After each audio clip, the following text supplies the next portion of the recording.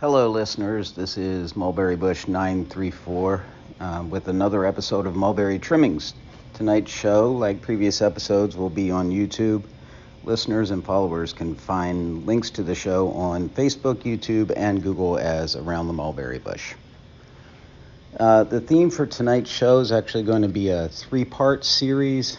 A friend of mine, Kelly from Lago, Taro, and I had a conversation on Hellenistic Astrology, and this is the second of the three segments of that phone call. I should just ask if someone wanted to get in touch with you for your services or what have you. Tell me everything as far as the best way to go about that, I guess.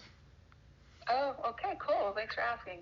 So I'm based in Jacksonville, and so if you're local to Jacksonville or St. Augustine, we can meet in person. There's my website, so I operate under the name Lago Taro. That's two words, LAGOTARO, LagoTaro.com. That's my website. You can schedule a phone, video, or an in-person reading. So if you're outside of Jacksonville, I can be reached in all the technology ways. Also, Lago Taro on Instagram and Facebook. Not that I love spending a lot of time on social media platforms, but if you want to see what I'm up to, that's a good thing to check out. I do events in the city, like right now. A restaurant in Town Center has hired me to read for its guests, so I'm there every other Tuesday. And you can find those dates on my website or Instagram. Okay. Events. Yeah. Am I allowed to, when I'm making the video part of this, include that on my video? Yeah, okay. Yeah, that would be great. Yeah. Okay, I'll do that too then. Cool. I'm a one-woman shop, as most, people who do divination or psychic readings, all that are. So a lot of it will get kind of scheduled through the website.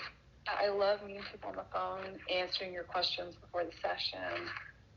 It's a cool thing, but we don't have a lot of literacy about divination. And so I really love talking to people to kind of answer those general questions on what can you expect and how will it go. I'm really big on preparation and just asking or answering people's questions when they have general curiosity. So you can always give me a ring, an email, contact me through the website. I do respond, and I love it when I get an incoming inquiry. Good deal. Yeah, okay, that's because I agree with you on that. You have to acknowledge both sides of the force of potential, good and bad. You have to.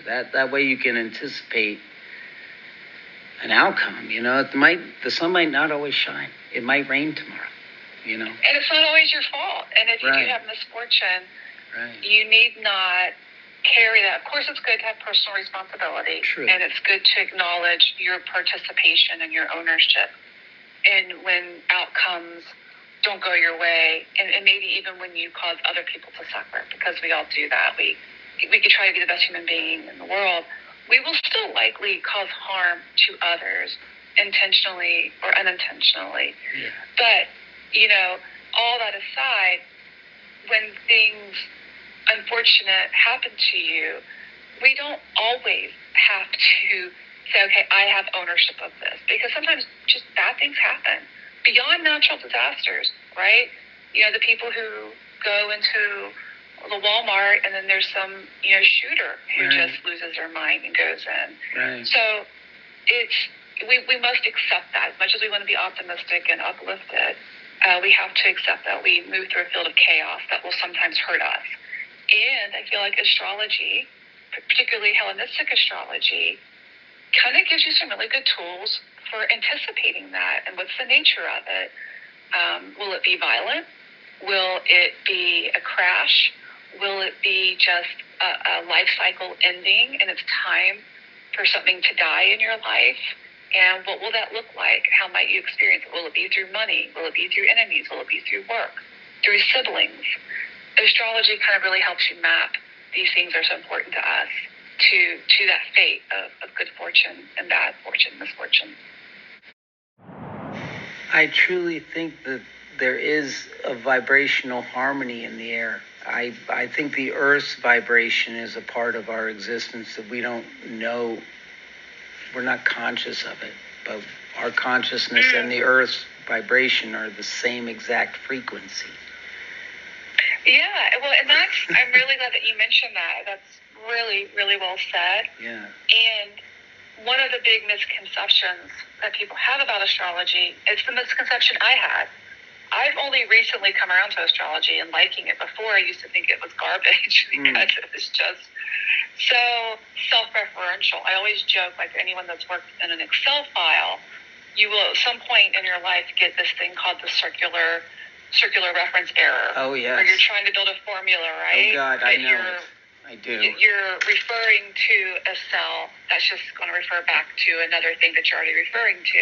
Right. So that's how astrology felt to me. It was like just this, okay, well, I want to understand what the moon in Libra, the sign of Libra looks like, but then I have to know. But now when I try to read an online article, it's going to tell me, okay, well, Libra is ruled by Venus. Well, what? Well, why are you telling me about Venus when I'm trying to learn about the moon? And what do you mean Venus rules Libra? Anyways, I thought it was just a bunch of nerds trying to be intelligent by designing an overly engineered system. That was me being very judgmental and impatient and overwhelmed by it. But I have come around the last few years and I've been understanding Hellenistic astrology. And one of the misconceptions that was, kind of remedied in my studies is that the planets don't cause things to happen. And that was one of my objections to astrology, is that it seemed causal. And you're not going to convince me that these rocks in space are affecting outcomes here on Earth. And there's no reputable astrologer. Well, they feel the same about us. Right, that would make that claim kind of causal. But they would try to explain that it's a pattern and there's correlation, and that the cosmic laws, however poetic we want to think about it, but that the patterns that we see in the universe, we experience those patterns here on Earth. And by understanding those patterns, we can anticipate that there might be, another war that breaks out, somewhere in the world. And there are really intelligent historians who have also studied astrology, who I think make pretty good cases that when there was the American Revolution, the French Revolution, the Civil Rights Movement, that there were very specific aspects happening to the outer planets, which would be like Uranus, Pluto, Saturn, that corresponds with these big cultural events. So your vibration very much aligns with the patterns that we see. And that's really what astrology is about, is kind of understanding these patterns and how do they repeat, how they keep showing up in your life. That's one thing I love telling people about. It's a common misconception that people think the planets are determining what happens to us. And no, we're just saying, hey, we can't observe many metaphysical things because they're beyond our senses, but we can observe the planets. And we can see those patterns going back to those sky watchers 4,000 years ago. And if you can try to have some curiosity about these patterns in the system, you then might actually be able to understand something about your own personal fate and how your life is unfolding. So that's been one of the coolest things about astrology, but particularly Hellenistic astrology, because it has a really kind of an interesting system for understanding these events in our lives.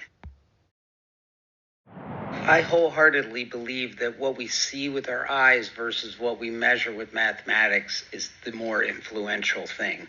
Because with mathematics, I can measure that the moon is full every day. Right. But exactly, with my eyes, I only see that once every 28 days. And it definitely, if you ask an ER doctor, it definitely makes people crazy. Oh, yeah. I want to get tons. In my psychic practice, my astrology practice, I get tons of nurses and medical professionals. And of course, we're in Jacksonville. You know, how many hospitals do we have? Right. So I get a lot of people from those fields, and yes, they absolutely agree that definitely happens. Yeah. Yeah. I lunacy is for sure a part of the human condition. I think something happens when your mind is seeing the full moon. I guess I don't know how that works, but it does. Well, one of the other things that I wanted to say before we go to the introduction, talking about like the moon cycle and the planets and how we're looking for correlations between patterns where the planets sit and that in relation to the Earth is one of the things that I'd love to talk about with people who are curious, or even cynics and skeptics, particularly for the people who aren't sold on the idea of fate, and it really just irritates them, or they reject it because there are plenty of examples of chaos yielding our evolution and our growth, or if you believe like in a higher power, divinity, but it's a hard. We have such simplistic concepts of fate that we kind of think of it in these extreme ways.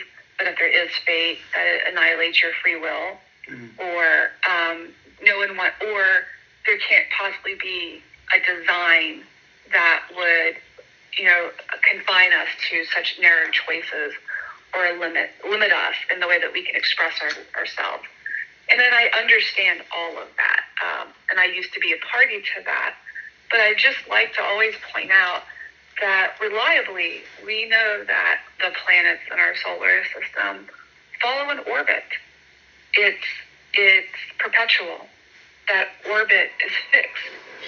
Is that not fate? That we know these orbits are fated to follow a very similar path through their years, and when they traverse our solar system. And that is the analogy I like to talk to people about what fate is. It is not some oppressive, mechanistic design, but you are on a somewhat delineated path for yourself and your life. You don't have all options available to you. You were born in a specific place at a specific time in a specific sequence of our human evolution that has narrowed down some of the paths that you will take in life. And similarly to the planets, they are on this fixed orbit. They will go in these circles over and over and over again, but yet there will be comets and meteors that crash into them. There will be supernovas exploding that will send gravitational shock waves through them that will affect that orbit. We have that similar path ourselves. We do. I agree. Yeah.